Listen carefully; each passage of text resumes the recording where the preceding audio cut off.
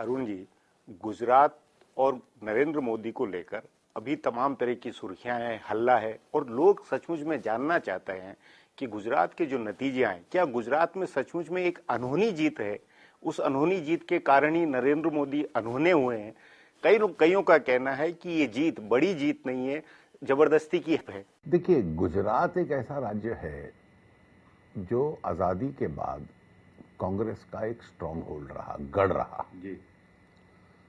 और 80 के दशक के अंत तक तो कांग्रेस ही कांग्रेस थी। 77 में जब सारे देश में जीत गए थे तो गुजरात में तब भी कांग्रेस कुछ बच गई थी, हम भी जीते थे। भारतीय जनता पार्टी तो पहली बार कुछ चंद सीटें जीती 1975 के इलेक्शन में, और उसके बाद धीरे धीरे हमारी ताकत बढ़ी। पिछले 20 साल से गुजरात हमारे लिए बहुत सफल प्रयोग है। मैं इसलिए इसको अद्भुत जीत मानता हूं कि 5 चुनाव लगातार एक पार्टी जीते, इसके बहुत कम उदाहरण हैं। एक नेता के तहत 3 चुनाव लगातार जीते और भारी मात्रा से जीते। कोई भी 9% 10% की लीड होती है, और इस बार जो 9% की लीड है वो तिकोने मुकाबले में है। हमारे वोट बिगाड़ने वाला भी एक दल था, 2-4% उसने बिगाड़े भी होंगे। और मैं मानता हूं कि अद्भुत इसलिए है कि कांग्रेस ने पूरी ताकत लगाई हुई थी कि थर्ड टाइम कहीं तो कुछ एंटी इनकम्बेंसी दिखेगी, वो बिल्कुल नहीं। लेकिन कांग्रेस में ये कहना है कि देहाती इलाकों में भाजपा कोई असर नहीं कर पाई। ये जो जीत है शहरी इलाकों की ज्यादा है, और कांग्रेस भी जैसे 5-6 सीटें उन्होंने जीत हारी है, 300 वोट से लेकर 800 सीटों के बीच में, और 40 उम्मीदवार की बजाय 61 हुए, तो कांग्रेस उसको अपनी बड़ी सफलता मानती है।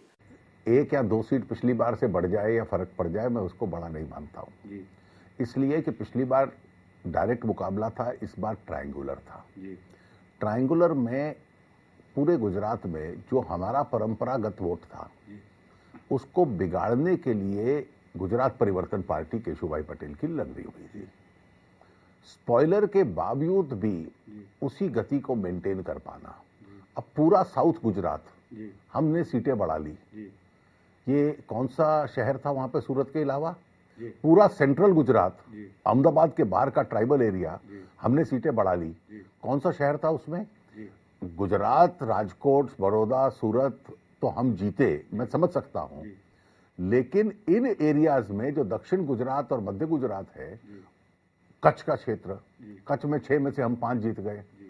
तो ये कहना कि केवल हमारी अर्बन विक्ट्री है, फर्क इतना है कि देहात में मार्जिन्स कम होते हैं, अर्बन क्षेत्रों में एक प्रकार से हमारी लैंडस्लाइड है। जी नहीं, अब जैसे आज भी एक रिपोर्ट छपी है कि ज्योति बसु के राज में पश्चिम बंगाल में लगातार इतनी जीत हुई और वोट प्रतिशत भी बढ़ता गया, सीट भी कभी भी 2/3 से कम नहीं हुई। एक तरह से लोग कंपेयर कर रहे हैं कि गुजरात की जीत इतनी नहीं, तो उसमें गुजरात की जीत को आप वैचारिक तौर पर जीत मानेंगे, जैसे पश्चिम बंगाल में ज्योति बसु का एक वैचारिक आधार था। एक अंतर है दोनों में। जब पश्चिम बंगाल में वामपंथी जीते तो लगभग 80 और 90 के दशक में जब जीते तो एक फैक्टर था आखिरी 20 साल में जिसको टीना फैक्टर कहते हैं, there is no alternative. Congress 2 हिस्सों में टूट गई, एक तृणमूल बन गई, एक कांग्रेस थी। दोनों का वोट मिला लो तो 40 बनता था, दोनों अलग अलग लड़ते थे। 4-5% वोट लेकर भाजपा एक बार 9 भी मिला हमें, हम अलग लड़ते थे। और सीपीएम 45 से 50% बीच में एक लैंडस्लाइड जीत जाती थी। वो विकल्प नहीं था, इसलिए जीतते थे। यहां तो विकल्प है। इस अंतर, इस लगातार जीतने की वजह क्या मानते हैं आप? वैचारिक तौर पे ये मानते हैं कि नरेंद्र मोदी ने वहां भाजपा को घर पहुंचाया है? 2-3 विषय मानता हूं। पहला, मैं सबसे प्रमुख विषय मानता हूं कि नरेंद्र मोदी के नेतृत्व को आम गुजरात की जनता ने स्वीकार किया है। वो कास्ट को तोड़ते हैं, मजहब को काफी हद तक तोड़ते हैं, और आम गुजराती के मानसिकता पे प्रभाव डाला है, और उनके कद का कोई दूसरा नेता लोगों को नजर नहीं आता। जिनको प्रोजेक्ट कर रहे थे वो 20-20 हजार से हार गए। दूसरा, नरेंद्र मोदी एकदम डेडिकेटेड, जिसको ऑब्सेसिवली डेडिकेटेड कहते हैं, कि उसने सरकार की योजनाएं ले ली। अब मैं इस बार एक उदाहरण देखो ट्राइबल क्षेत्रों का। वो तो कांग्रेस का गढ़ थे जी। हम कैसे कांग्रेस से ज्यादा निकल गए? नहीं, पर उत्तर भी है, गुजरात में तो कांग्रेस आगे रही। उत्तर में तो बराबर की टक्कर रही। पहले हम ज्यादा थे, इस बार बराबर की रही। मध्य गुजरात और दक्षिण गुजरात जहां ट्राइबल्स हैं, हम कैसे लैंड स्वीप कर गए ट्राइबल क्षेत्रों में? क्योंकि 5 साल में जो काम ट्राइबल एरियाज में किया है, उसके लिए वैचारिक आधार भी चाहिए, डेडिकेटेड भी चाहिए, डेडिकेशन भी चाहिए, योजनाएं भी चाहिए। अर्बन वोट ऐसे ही मिलता है, शहर का वोट तो एक पेंडुलम की तरह स्विंग करता है। क्या कारण है कि 25-25, 30-30% की लीड शहर की सीटों पर रहे? शहर में तो सबसे सरल एंटी इनकम्बेंसी आ जाती है, कोई कास्ट नहीं होती, कुछ परंपरागत वोट नहीं होता।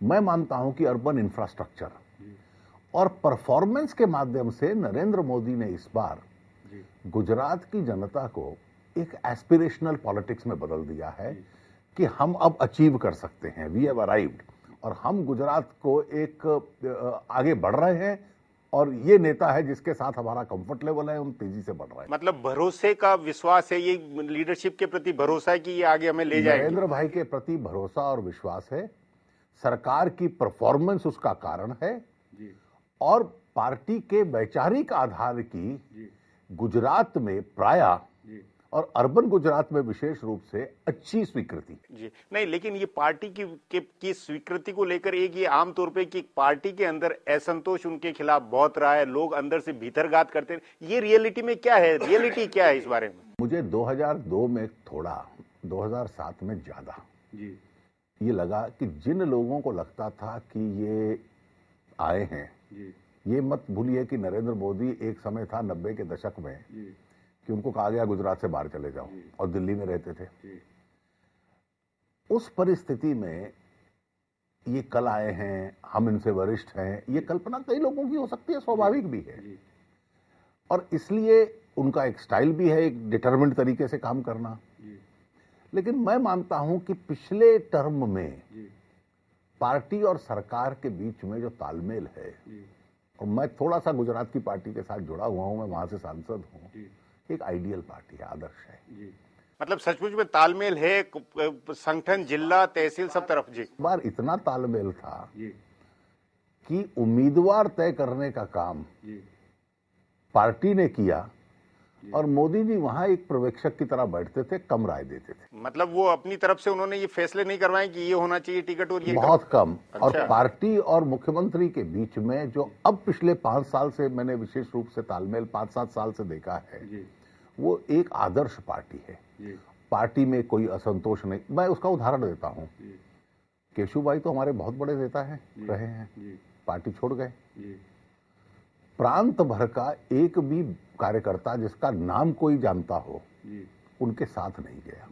पहले कुछ 10-5 गए हुए थे, इस बार वो अकेले छोड़कर गए, जिसका पहचानने वाला नाम हो, एक कार्यकर्ता पार्टी छोड़ के ले गया। जी अरुण जी, अब एक ब्रेक लेंगे, उसके बाद चुनाव नतीजों के आगे के असर पर बातचीत करेंगे।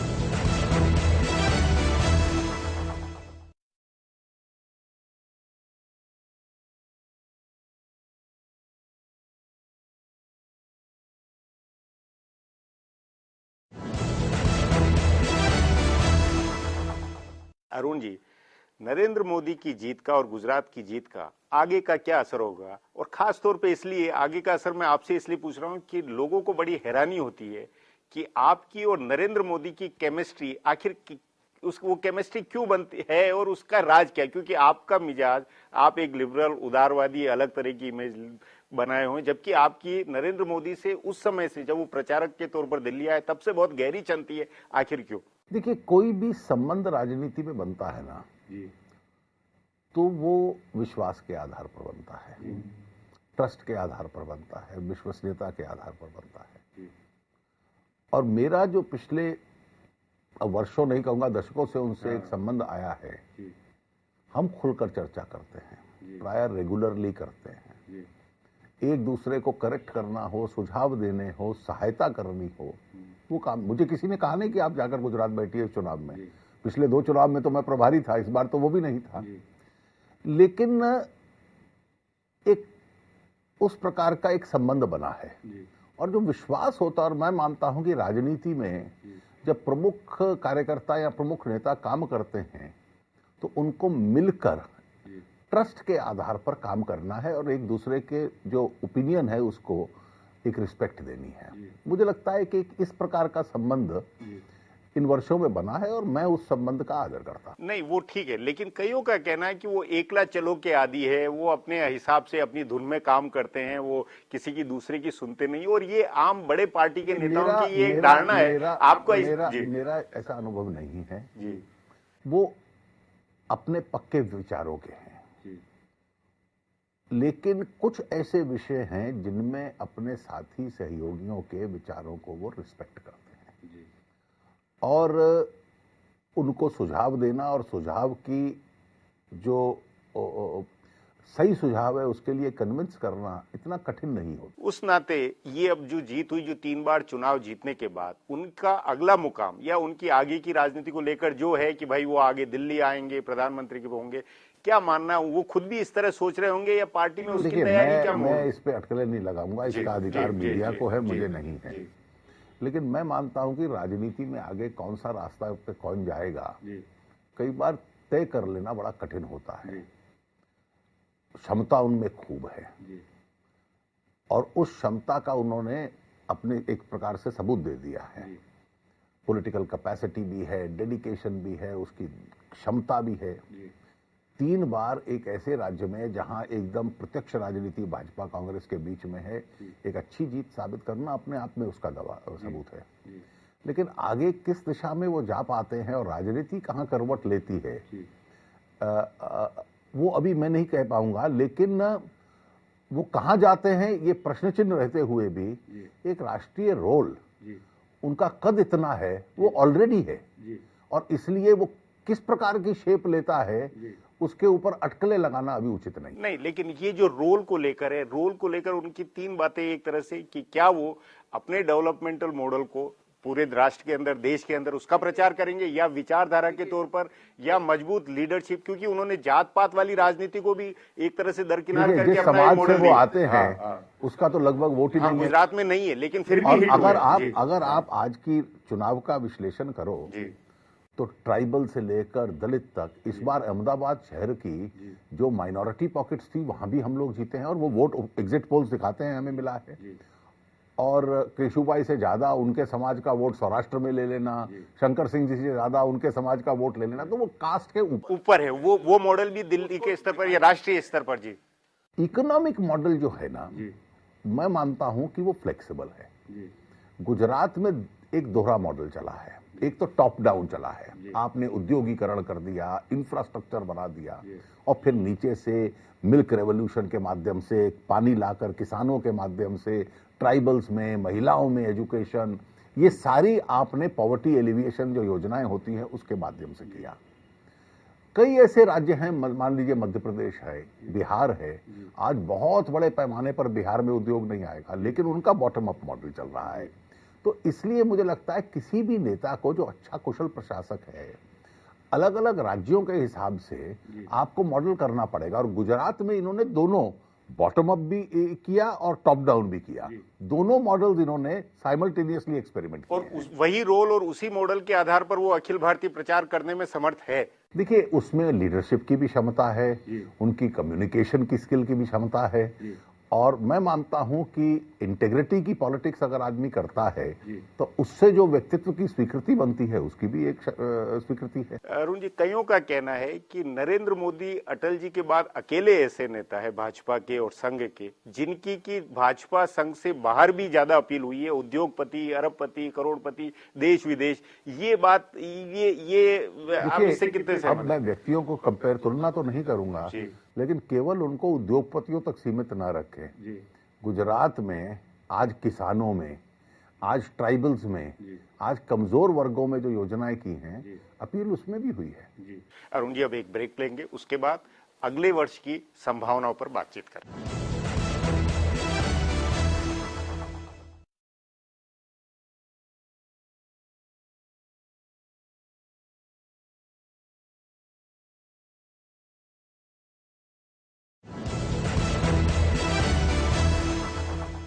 अरुण जी, सन 2013 की राजनीतिक संभावनाओं, क्योंकि कईयों का मानना है कि ये वर्ष बहुत उथल पुथल होगा, निर्णायक होगा, आप एक दिल्ली की राजनीति को और कांग्रेस और सत्तारूढ़ पार्टी के हालातों को जानते हो, 2013 की क्या क्या संभावनाएं मानते हैं? देखिए, चुनाव का रनडाउन आरंभ हो गया है जी। कांग्रेस तकलीफ में आने वाली है, ऐसी भी संभावना दिखती है जी। आज का जो संसद का गणित है वो सपा और बसपा के ऊपर निर्भर करता है। बाकी लोग लगभग कांग्रेस के खिलाफ हैं।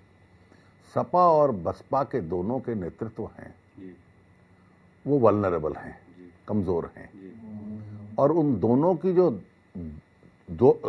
स्ट्रिंग है वो चाहे सीबीआई चाहे न्यायपालिका के आदेशों की वजह से केंद्र के हाथों में आ जाती है। उसको एक्सप्लॉइट करके ये कहां तक चल पाते हैं, ये पहला प्रश्न है। दूसरा, चुनाव से पहले वर्ष जो होता है उसमें अन्य दल ये तय करते हैं कि अगले चुनाव में किसका पलड़ा भारी होगा तो किसके साथ अलायंस में जाए। दे चूज देयर पार्टनर्स, और इसलिए सरकारों से अलग होना वो प्रक्रिया भी बनती है।